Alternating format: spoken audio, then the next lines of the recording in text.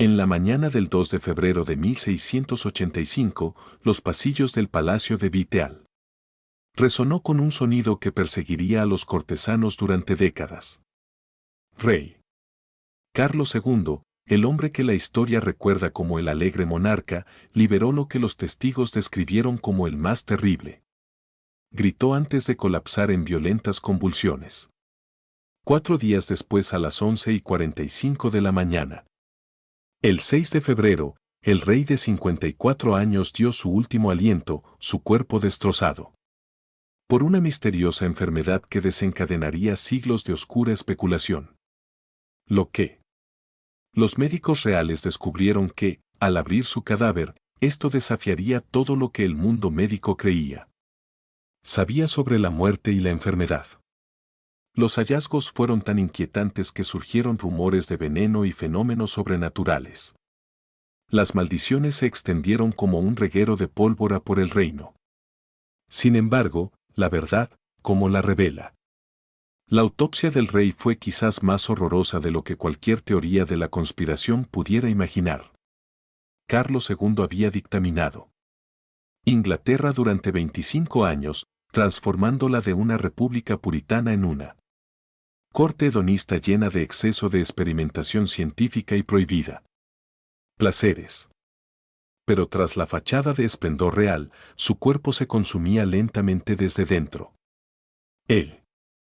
La autopsia revelaría que los últimos años del rey estuvieron marcados por un deterioro interno gradual tan severo que es notable que haya sobrevivido tanto tiempo. La autopsia, realizado por el médico real Sir Charles Scott, documentó hallazgos que parece más una historia de terror médica que un informe rutinario de autopsia. El sistema de órganos principal mostró signos de daño catastrófico, pintando un cuadro de agonía prolongada que el rey había sufrido, de alguna manera ocultado a sus súbditos. Los expertos médicos modernos que han estudiado los registros históricos creen que Charles probablemente murió de una enfermedad renal crónica que provocó uremia, una afección donde los desechos tóxicos se acumulan en la sangre. Pero el alcance completo de lo que encontraron dentro de su cuerpo dice mucho. Historia más compleja y perturbadora. La muerte del rey se produjo en un momento en que la atención médica, el conocimiento era primitivo y los tratamientos a menudo hacían más daño que bien. Los mismos médicos que intentaban salvarlo sometieron. Su cuerpo debilitado fue sometido a torturas que habrían sido consideradas bárbaras, incluso por estándares medievales. Sin embargo, a pesar de todo, Carlos mantuvo su ingenio y compostura característicos, incluso disculpándose con sus cortesanos por estar en un momento tan moribundo. Las circunstancias que rodearon la enfermedad terminal permaneció envuelta en misterio. Algunos culparon al veneno, otros se sospechó una intervención sobrenatural y otros señalaron los peligrosos experimentos del rey con sustancias tóxicas, productos químicos en su laboratorio privado. Lo que no se puede discutir es que cuando los médicos reales finalmente abrieron su cuerpo y descubrieron un daño tan extenso y extraño que desafiaba explicación. Esta es la historia de lo que realmente mató al alegre monarca y por qué los secretos ocultos en su cadáver continuaron perturbando a los historiadores médicos. 3 siglos después. La verdad es mucho más aterradora que los rumores que han persistido desde aquella fría mañana de febrero cuando Inglaterra perdió a su rey ante fuerzas que aún hoy siguen vigentes. Comprendida incompletamente. Los últimos años de Carlos II estuvieron marcados por una creciente frecuentes episodios de salud que intentó desesperadamente ocultar a su corte y súbditos. Los más cercanos a él.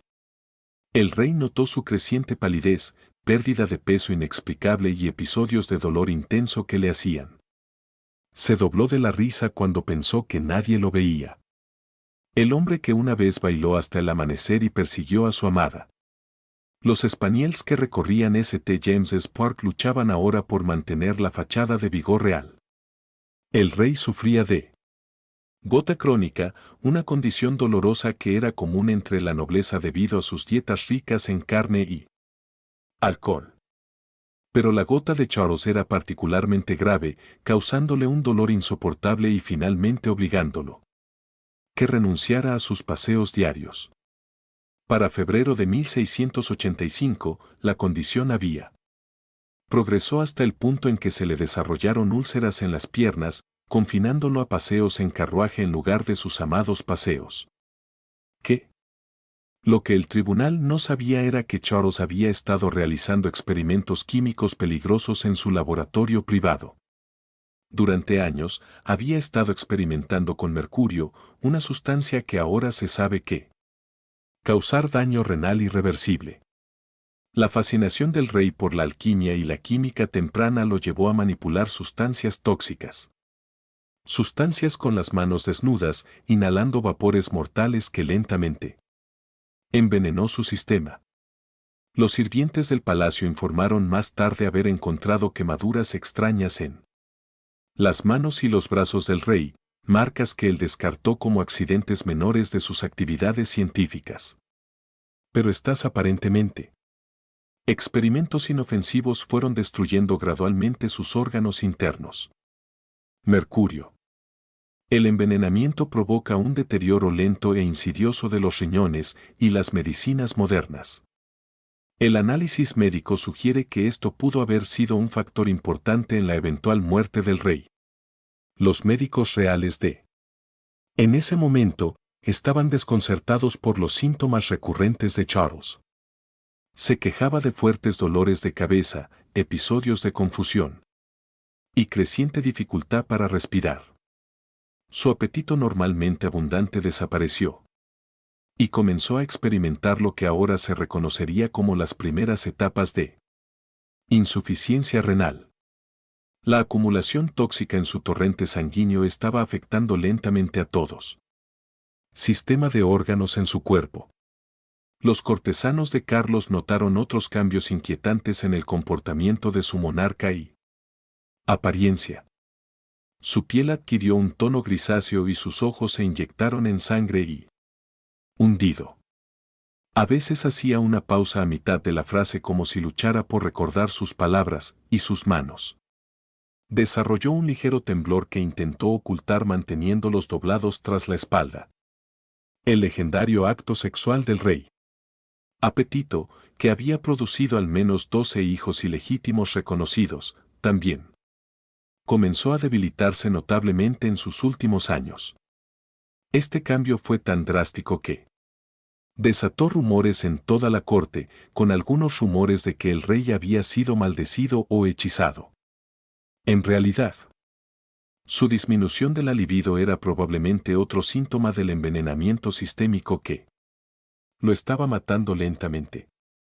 Aún más preocupantes fueron los episodios de severa dolor abdominal que atacaba sin previo aviso. Charles se excusaba de las funciones de la corte, alegando fatiga, pero los sirvientes informaron haberlo oído llorar. Salió con agonía de sus aposentos privados. El dolor era tan intenso que lo dejaba postrado en cama durante días. En ese momento no consumía más que pequeñas cantidades de agua y vino. Los acontecimientos del 2 de febrero de 1685 comenzaron como cualquier otro día en el palacio de Viteal.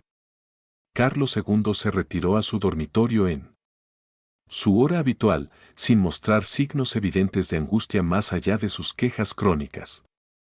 Había pasado el día anterior día en paseos en carruaje debido a sus dolorosas úlceras en las piernas, evitando sus paseos habituales por el parque de St. James. El personal del palacio notó que parecía más cansado que de costumbre, pero lo atribuyó a su constante lucha contra la gota. Alrededor de las 7 por la mañana, la atmósfera tranquila de los aposentos reales se vio interrumpida por un sonido que atormentaría a cualquiera que lo oyera. Charles emitió lo que los testigos describieron como el grito más espantoso, antes de que su cuerpo fuera sacudido por violentas convulsiones. El sonido era tan aterrador que los guardias acudieron corriendo, creyendo que el rey estaba siendo asesinado en su cama. Cuando llegaron los médicos reales, encontraron a su monarca en un estado de completa colapso. Su rostro se había vuelto mortalmente pálido. Sus labios estaban azules y parecía estar inconsciente. Las convulsiones eran diferentes a todo lo que los médicos habían visto antes. Todo su cuerpo se ponía rígido. Luego tembló sin control, como si una fuerza invisible estuviera tratando de desgarrarle el cuerpo. Alma de su carne. La respuesta médica fue rápida, pero para los estándares actuales, terriblemente equivocada. Los médicos inmediatamente le extrajeron 16 onzas de sangre, casi una pinta entera. Antes del mediodía. A esto le seguían la aplicación de ventosas, escarificaciones y ampollas con canterides, una práctica que consistía en aplicar escarabajos para crear ampollas dolorosas en la piel. Todos estos procedimientos se realizaban antes. El rey incluso recuperó la conciencia. Cuando Carlos finalmente recuperó la conciencia, estaba débil, pero lo suficientemente lúcido como para reconocer a sus médicos y cortesanos. Sin embargo, hablaba arrastrando las palabras y se quejaba de fuertes dolores de cabeza y náuseas. Los médicos. Interpretó su reanimación como una señal de que sus tratamientos estaban funcionando y continuó con tratamientos aún más agresivos. Intervenciones. Le administraron eméticos potentes para hacerlo vomitar, catárticos para purgar sus intestinos y le aplicaron múltiples enemas. El estado del rey pareció mejorar ligeramente al segundo día, lo que le dio falsas esperanzas. Médicos y la corte ansiosa. Pudo hablar con más claridad y uniformidad. Logré comer pequeñas cantidades de comida. Sin embargo, esta mejora fue temporal. Y probablemente el resultado de la resistencia natural de su cuerpo en lugar de las brutales intervenciones médicas a las que fue sometido. El 3 de febrero, las convulsiones volvieron con mayor violencia. Esta vez, las convulsiones duraron más tiempo y dejó al rey completamente exhausto. Sus médicos respondieron sangrándolo nuevamente, quitándole otros 80 de sangre de su ya debilitado sistema. También administraron medicamentos cada vez más exóticos y peligrosos, incluidos preparados que contenía mercurio, antimonio e incluso un cráneo humano en polvo. El palacio se convirtió un centro de actividad frenética a medida que se difundía la noticia del estado del rey. Los cortesanos. Reunidos en los pasillos, susurrando oraciones y especulando sobre la sucesión.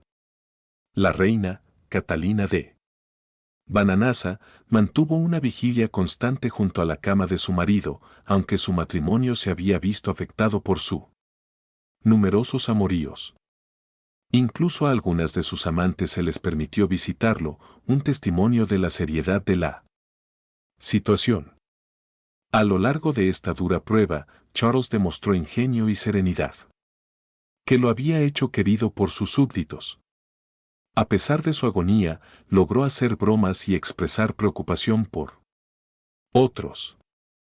En su lecho de muerte, le dijo a su hermano James que la pobre Nelly no muera de hambre, refiriéndose a su amante, Nell Gwyn. Sus últimas palabras a sus cortesanos fueron una disculpa. Lo siento, señores, por ser un momento tan moribundo.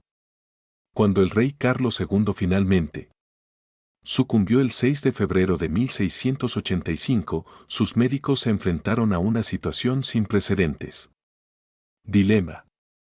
La repentina caída y la naturaleza misteriosa de sus síntomas habían desatado rumores de envenenamiento por todo el reino. La sospecha de veneno estaba tan extendida que incluso algunos de los médicos reales creían que podría ser cierto. Para acallar estos peligrosos rumores y para entender que había matado a su monarca, tomaron la extraordinaria decisión de realizar una autopsia detallada. La autopsia fue realizada por Sir Charles Scarborough, médico personal del rey y miembro respetado de la comunidad médica. Lo que descubrió al abrir el cadáver real desafió todas las expectativas. La comprensión médica de la época pintó un cuadro de devastación interna que conmocionó incluso a los más médicos experimentados. La autopsia reveló que los vasos sanguíneos del cerebro estaban severamente distendidos, llenos mucho más allá de su capacidad normal.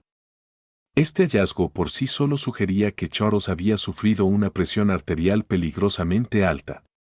Presión, una condición que no se entendía en el siglo XVII. La presión en su cerebro había alcanzado niveles. Eso le habría causado dolores de cabeza insoportables y probablemente contribuyó a sus convulsiones. Aún más inquietante fue el descubrimiento de una acumulación masiva de líquido en el cerebro. Los ventrículos cerebrales estaban llenos de lo que los médicos lo describieron como una especie de materia cirrosa y el tejido cerebral en sí era completamente empapado con un líquido similar. Esta condición, conocida hoy como cerebral. El edema indicó que el cerebro de Charles se había estado ahogando lentamente en sus propios fluidos durante un periodo prolongado. El examen de su cavidad torácica reveló horrores adicionales. El pulmón derecho y su membrana circundante estaba firmemente adherida a la pared torácica, lo que sugiere una inflamación crónica que había sido presente durante años. Esta adherencia habría hecho que la respiración fuera cada vez más difícil y doloroso, lo que explica las recientes quejas del rey de falta de aire. Se descubrió que el corazón mismo estaba anormalmente grande y firme, lo que indica que había estado trabajando mucho más allá de su capacidad normal durante un periodo prolongado.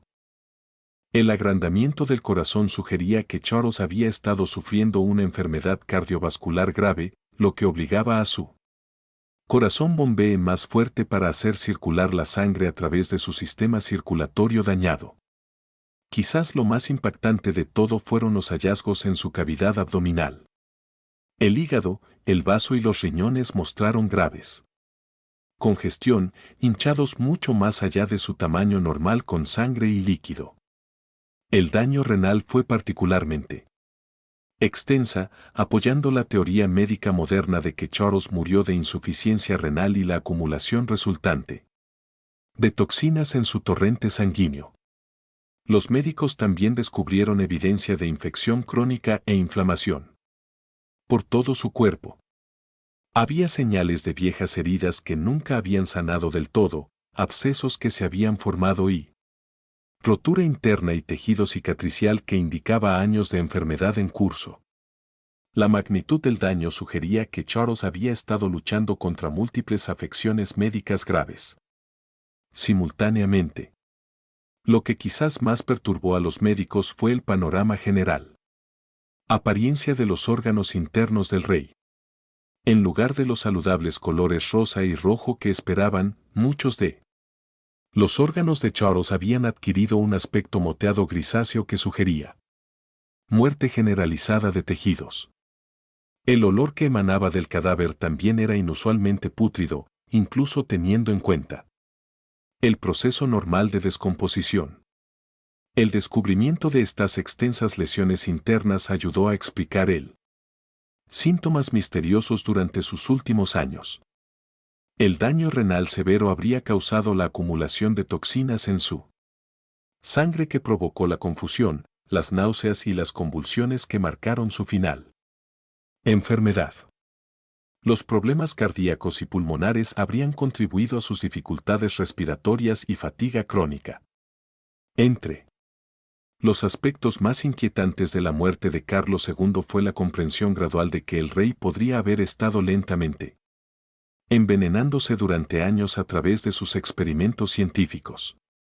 El laboratorio real del Palacio de Vittel fue el santuario privado de Charles, donde persiguió su pasión por la alquimia y la química temprana con un entusiasmo que rayaba en la obsesión. Lo que comenzó como una inocente curiosidad científica puede haber finalmente se convirtió en el instrumento de su destrucción. Los registros históricos confirman que Charles había estado experimentando con mercurio antes de su enfermedad final y el conocimiento médico moderno deja claro que la exposición prolongada a los vapores de mercurio puede causar efectos devastadores y daño renal irreversible. Los síntomas de la intoxicación crónica por mercurio se alinean notablemente bien con los problemas de salud que Charles experimentó en sus últimos años. La intoxicación por mercurio suele comenzar con síntomas sutiles que empeoran gradualmente con el tiempo. Los primeros signos incluyen fatiga, dolores de cabeza y cambios de humor y comportamiento. Todos los síntomas que Courtiers notó en Charles durante sus años. A medida que avanza el envenenamiento, las víctimas desarrollan daño renal, que conduce a la acumulación de toxinas en el torrente sanguíneo y eventualmente causa el tipo de convulsiones y problemas de órganos. Fallo que mató al rey. El laboratorio del rey estaba lleno de diversos aparatos y sustancias químicas que se consideraría extremadamente peligrosos según los estándares modernos. Charles pasaría horas en este espacio mal ventilado. Calentaba mercurio y otros materiales tóxicos sin equipo de protección. Manipulaba estas sustancias con sus propias manos e inhaló los vapores mortales que producían, sin saberlo, sometiéndose a un proceso de envenenamiento lento pero constante. Los sirvientes del palacio más tarde reportaron haber encontrado residuos metálicos extraños en todo el laboratorio, particularmente alrededor de las áreas donde Charles realizó sus experimentos de calentamiento. Estos residuos probablemente eran compuestos de mercurio que se habían condensado de vapores, creando un ambiente constantemente contaminado. Cada vez Charles entró en su laboratorio y se exponía a niveles peligrosos de sustancias tóxicas. El estado psicológico. Los efectos del envenenamiento por mercurio también podrían explicar algunos de los cambios de comportamiento de Charles en sus últimos años. Mercurio. La exposición puede causar cambios de personalidad, problemas de memoria y dificultad. Concentrándose, síntomas que varios cortesanos notaron en su correspondencia privada. El rey, que una vez había conocido por su agudo ingenio y rapidez de pensamiento, comenzó a tener dificultades para tomar decisiones y, a veces, parecen confundidos durante reuniones estatales importantes. Síntomas físicos del mercurio. Los síntomas de intoxicación incluyen el desarrollo de un temblor característico, decoloración de la piel y problemas dentales. Charles desarrolló un ligero temblor en la mano que intentó ocultar y su tez se volvió cada vez más pálida y grisáceo. Sus dientes, que nunca habían estado particularmente bien debido al alto contenido de azúcar. La dieta de la nobleza empeoró notablemente en sus últimos años. El riñón. Los daños causados por el envenenamiento por mercurio habrían sido progresivos e irreversibles. A medida que los riñones de Charles perdieron lentamente su capacidad de filtrar toxinas de su sangre, los productos de desecho se habrían acumulado. Niveles peligrosos. Esta acumulación de toxinas, conocida médicamente como uremia, provoca náuseas, vómitos, confusión y, eventualmente, el tipo de convulsiones que marcó la última enfermedad del rey. Lo que hace que la teoría del envenenamiento por mercurio sea particularmente trágica es que Carlos, probablemente inconsciente del peligro al que se exponía. Los efectos tóxicos. Las propiedades del mercurio no se entendían bien en el siglo XVII y muchos alquimistas. Y los primeros químicos sufrieron destinos similares sin darse cuenta de la conexión entre sus experimentos y el deterioro de su salud. La búsqueda de conocimiento científico por parte de Charles, que consideraba un esfuerzo noble, puede haberle llevado a le costó la vida. Mientras Carlos II moría lentamente por lo que la medicina moderna reconoce como insuficiencia renal y envenenamiento por mercurio, sus médicos lo sometieron a una serie de tratamientos que solo pueden describirse como tortura sistemática. Las prácticas médicas de 1685 se basaban en teorías antiguas sobre los humores corporales y Tenían poca base en la comprensión científica. Sin embargo, la realeza los aplicó con una confianza inquebrantable. Médicos que creían estar salvando la vida de su rey. La piedra angular del tratamiento médico del siglo XVII era sangrías basadas en la creencia errónea de que la enfermedad era causada por un exceso de sangre en el cuerpo. Charles sangró 2 veces solo en su primer día de enfermedad. Primero 450 mililitros de sangre, luego otras 8 o. Para un hombre que ya sufría de insuficiencia renal y deshidratación, esta pérdida masiva de sangre habría sido catastrófico, reduciendo aún más la capacidad de su cuerpo para circular oxígeno y nutrientes a sus órganos vitales. Órganos. La sangría se acompañaba de ventosas, un procedimiento en el que se colocaban copas de vidrio caliente sobre la piel para crear succión y extraer sangre y fluidos corporales adicionales. Los médicos también practicaban la escarificación, haciendo cortes deliberados en el cuerpo del rey. Piel para permitir que fluya más sangre. Estos procedimientos dejaron el cuerpo de Charles cubierto en heridas y moretones, añadiendo riesgo de infección a su ya abrumadora situación médica. Problemas. Quizás lo más horroroso era la práctica de ampollar con canterides, que implicaba aplicar escarabajos aplastados sobre la piel para causar quemaduras químicas dolorosas. Los médicos creían que levantar ampollas sacaría los malos humores que causaban la enfermedad del rey. En realidad, eran simplemente añadiendo quemaduras graves al sufrimiento de Charles, creando heridas abiertas que debilitó aún más su sistema inmunológico y aumentó su riesgo de infecciones mortales. Los tratamientos internos fueron igualmente bárbaros.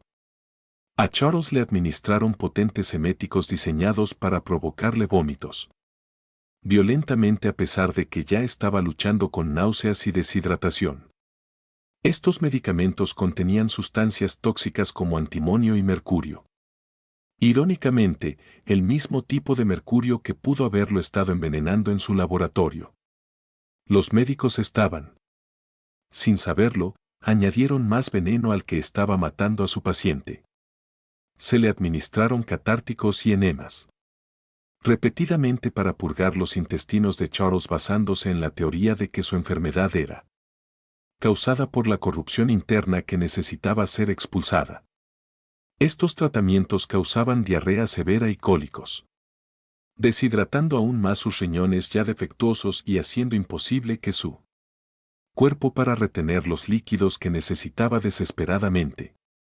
Los medicamentos que le dieron a Charles parecía una receta para la tortura en lugar de la curación. Se vio obligado a consumir polvo amargo sagrado, agua de peonía compuesta, compuesto de Bryant y yaore blanco. Todas las sustancias que fueron inútiles o activamente dañinos. Algunas preparaciones contenían sustancias exóticas. Ingredientes como cráneo humano en polvo, lo que refleja la naturaleza supersticiosa de la práctica médica de la época.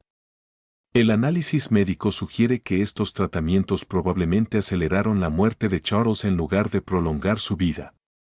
La pérdida masiva de sangre habría empeorado su función renal. La deshidratación habría concentrado las toxinas en su sistema y los diversos medicamentos habrían añadido nuevos venenos a sus órganos ya sobrecargados. Los médicos estaban prácticamente compitiendo para matar a su paciente antes de que su enfermedad subyacente pudiera cobrarse su vida. ¿Qué hace que esto? La tortura médica es aún más trágica porque Charles la soportó con notable dignidad e incluso humor. A pesar de la agonía que estaba experimentando, continuó haciendo bromas y expresando preocupación por otros. Su famosa disculpa por ser un momento tan moribundo demuestra que incluso en una situación extrema, le preocupaba más incomodar a los demás que su propio sufrimiento. La muerte de Carlos II tuvo implicaciones que se extendieron mucho más allá de la tragedia inmediata de perder un monarca. La repentina caída y la naturaleza misteriosa de sus síntomas inmediatamente provocaron controversia política. Tensiones que habían estado latentes bajo la superficie de la sociedad inglesa durante años. La sospecha de veneno no fue una mera especulación médica, pero reflejó temores más profundos sobre las conspiraciones católicas y la influencia extranjera en política inglesa. El hermano de Carlos, Jacobo, que heredaría el trono, fue un católico conocido en una nación predominantemente protestante. Esta diferencia religiosa ya había causado. Hubo una importante agitación política durante el reinado de Carlos, cuando el Parlamento intentó excluir a Jacobo del poder. Sucesión a través de la crisis de exclusión de finales de la década de 1670. Cuando Carlos murió repentinamente, muchos inmediatamente sospechó que conspiradores católicos habían envenenado al rey protestante para acelerar el ascenso de Jacobo al trono. El trono. El momento de la muerte de Carlos pareció particularmente sospechoso a sus súbditos protestantes. Había estado en relativamente buena salud pocos días antes de su colapso y su enfermedad final se desarrolló con una rapidez que parecía antinatural. Se extendieron rumores de que los jesuitas, los sacerdotes habían administrado veneno durante una de las reuniones secretas de Carlos o que los médicos católicos le administraron deliberadamente medicamentos mortales bajo la apariencia de tratamiento. Estas sospechas se alimentaron por el contexto político más amplio de la década de 1680. Inglaterra estaba atrapada entre potencias católicas y protestantes en competencia en Europa, y muchos ingleses temían que un monarca católico los condujo de nuevo a las guerras religiosas que habían devastado el continente. El complot papal de 1678, aunque más tarde se demostró que se fabricara, había demostrado cuán rápidamente podía desarrollarse el sentimiento anticatólico, estallar en violencia y caos político. Los hallazgos de la autopsia, en lugar de calmar estos temores, en realidad los intensificó en algunos sectores. El extenso daño interno descubierto en el cuerpo de Charles parecía demasiado severo para haberse desarrollado de forma natural, lo que llevó a algunos a pensar que argumentan que solo el veneno pudo haber causado tal devastación. El hecho de que los médicos del rey no se pusieron de acuerdo sobre la causa de la muerte, lo que solo avivó las teorías conspirativas. Sus acciones inmediatas tras convertirse en rey hicieron poco para calmar estas sospechas. Rápidamente se movió para promover los intereses católicos y comenzó a nombrar católicos en importantes puestos gubernamentales. Exactamente lo que los conspiradores protestantes habían predicho que sucedería. Cuando James fue finalmente derrocado en él. Tras la gloriosa revolución de 1688, muchos señalaron la misteriosa muerte de Carlos como el comienzo del complot católico para destruir el protestantismo inglés. Las ramificaciones políticas se extendieron más allá de las fronteras de Inglaterra. Las potencias europeas. Observó la crisis de sucesión inglesa con intenso interés, sabiendo que un cambio en la política religiosa inglesa podría alterar drásticamente el equilibrio de poder en el continente. La Francia católica vio una oportunidad de ganar un aliado poderoso. Mientras que la Holanda protestante y los estados alemanes temían el surgimiento de una coalición católica que podría amenazar su seguridad, los historiadores modernos ahora entienden que la muerte de Carlos fue casi con toda seguridad es el resultado de causas naturales, específicamente insuficiencia renal, provocada por el envenenamiento por mercurio y otros problemas de salud.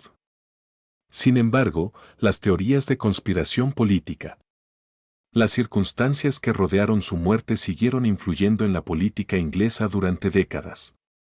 El miedo a las conspiraciones católicas se convirtió en una fuerza impulsora detrás de la gloriosa revolución y ayudó a establecer el principio de que Inglaterra nunca volvería a tolerar a un monarca católico.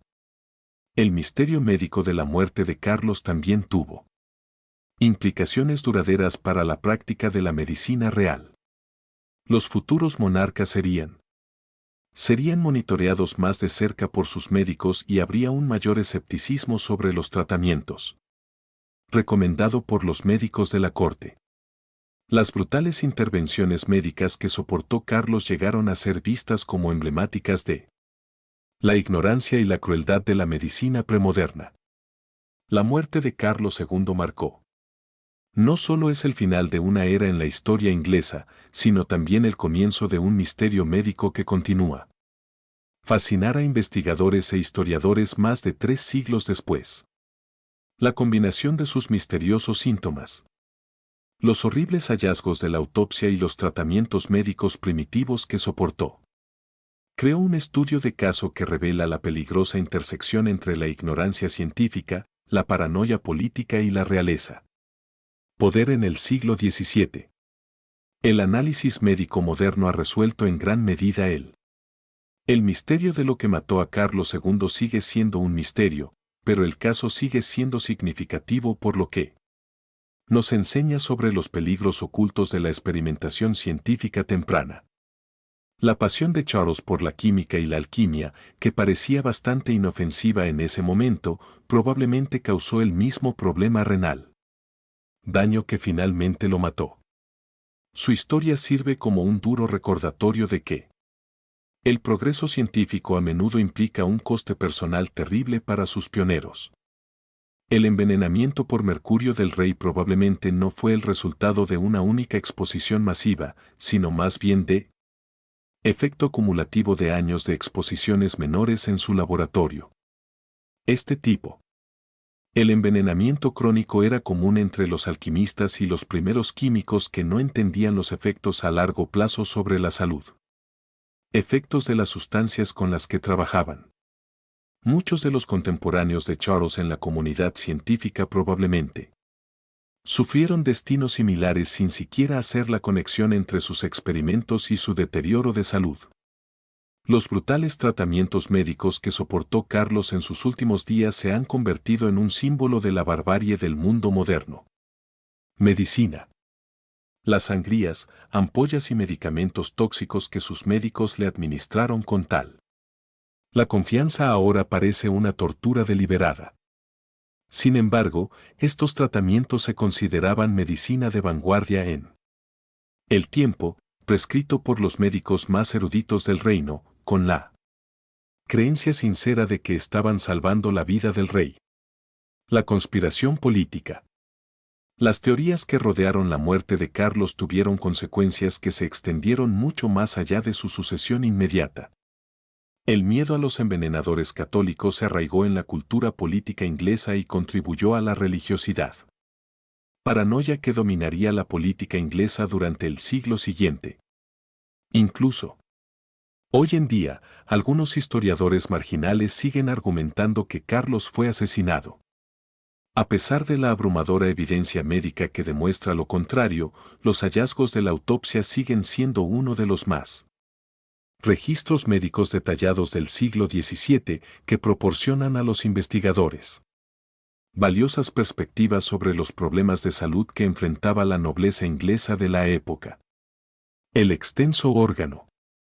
El daño descubierto en el cuerpo de Charles probablemente no era exclusivo de él, sino más bien típico de la élite adinerada que consumía dietas ricas, bebía mucho y tenía acceso a sustancias exóticas pero peligrosas como el mercurio. La historia de Charles también ilustra el aislamiento y la vulnerabilidad de los monarcas absolutos que a menudo estaban rodeados de cortesanos y médicos ambiciosos con sus propias agendas.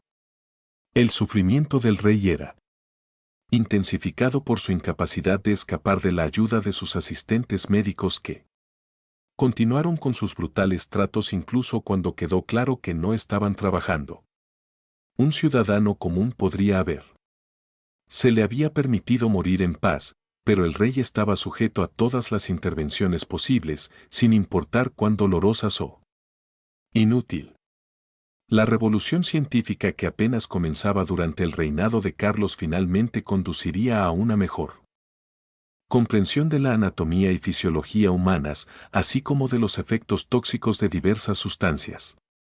Sin embargo, Charles murió unas décadas antes de lo previsto para beneficiarse de estos avances en el conocimiento médico.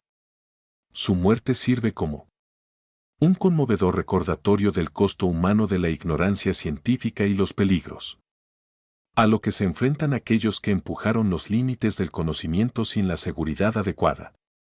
Precauciones. Al final, Carlos II murió por envenenamiento por mercurio y daño renal. El fracaso, agravado por los tratamientos médicos bien intencionados pero catastróficos de su época, se mantiene como uno de los ejemplos mejor documentados de la historia de cómo las buenas intenciones, la ignorancia científica y la paranoia política puede combinarse para crear una tormenta perfecta de sufrimiento humano.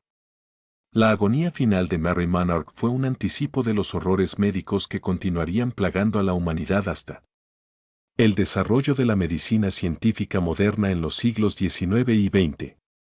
La muerte de Carlos II representa uno de los ejemplos más trágicos de la historia de cómo la curiosidad científica, la ignorancia médica y la paranoia política pueden converger en crear una tormenta perfecta de sufrimiento humano. El rey que había traído alegría y celebración de vuelta a Inglaterra después los sombríos años del gobierno puritano murieron en agonía. Su cuerpo fue destruido sistemáticamente por las mismas actividades que creía que le traerían conocimiento y sanación. ¿Qué? Lo que hace que la historia de Charles sea tan particularmente horrorosa no es solo la forma en que murió, sino el darse cuenta de que fue totalmente prevenible. Si hubiera comprendido los efectos tóxicos del mercurio, los médicos no tenían ni siquiera conocimientos básicos sobre la función renal si el ambiente político no hubiera estado tan cargado con paranoia religiosa, el alegre monarca podría haber vivido muchos años más. En cambio, se convirtió en víctima de las limitaciones científicas y médicas de su época. La extensa interna.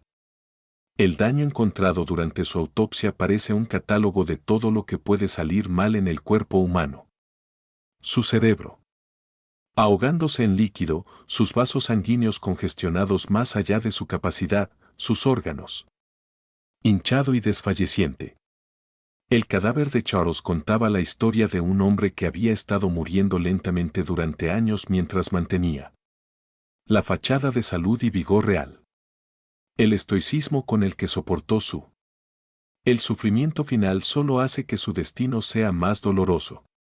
Quizás lo más perturbador de todo es el conocimiento de que los médicos de Charles, en sus sinceros intentos por salvarlo, probablemente aceleraron su muerte a través de sus brutales intervenciones. La masiva pérdida de sangre, las quemaduras químicas, los medicamentos tóxicos, todos administrados con la confianza de hombres sabios que creían que eran aplicando los mejores conocimientos médicos de su época. Sus buenas intenciones no hacen que sus acciones sean menos horribles. En retrospectiva, las teorías de conspiración política que rodearon la muerte de Charles muestra cuán rápido el misterio médico puede transformarse en paranoia social. La incapacidad de explicar su repentino colapso y rápido deterioro alimentó los temores de que, con el tiempo, contribuiría a la revolución y a la alteración permanente de la estructura política inglesa.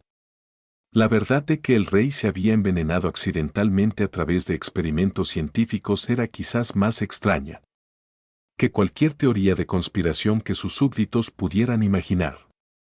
La muerte de Carlos II sirve como un duro recordatorio de que el progreso a menudo tiene un costo terrible y que los pioneros del avance científico a menudo pagan con sus vidas por el conocimiento que las generaciones futuras heredarán.